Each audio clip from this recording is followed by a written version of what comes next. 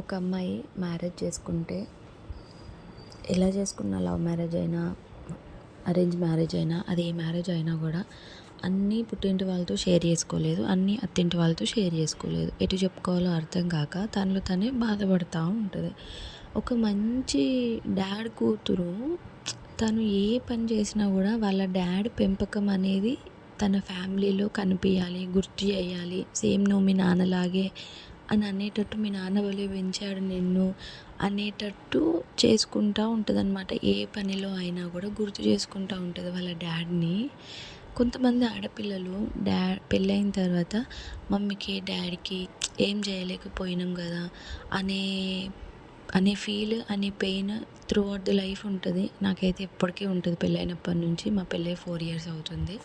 So life అంతా అలాగే గడిపేస్తారు కొంతమంది. అయితే పెళ్ళి అయిన తర్వాత డాడీని మిస్ అవ్వడం అంటూ సపరేట్గా ఉండదు గాయస్.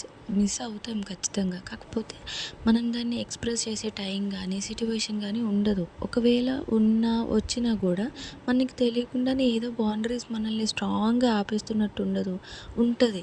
పెళ్ళికి ముందు ఒకలాగా ఉంటుంది డాడీతో మన రిలేషన్, పెళ్ళి తర్వాత ఒకలాగా ఉంటుంది. అది ఎందుకో నాకైతే అస్సలు అర్థం కావట్లేదు.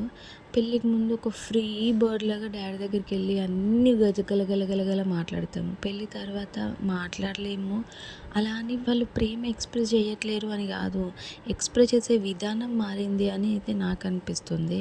అయితే ఇక్కడ విషయానికి వస్తే ఫిష్ పులుసు ఇవాళ రెసిపీ చాలా సింపుల్ అండ్ టేస్టీగా ఉంటుంది. అండ్ రేపటి బోనాల కోసం అయితే మేము ప్రిపేర్ అవుతున్నాము. గోరింటాకు తీసుకొచ్చాను, మా చిన్నదాని కాళ్ళకి చేతులకి నేను కూడా పెట్టేసుకున్నాను.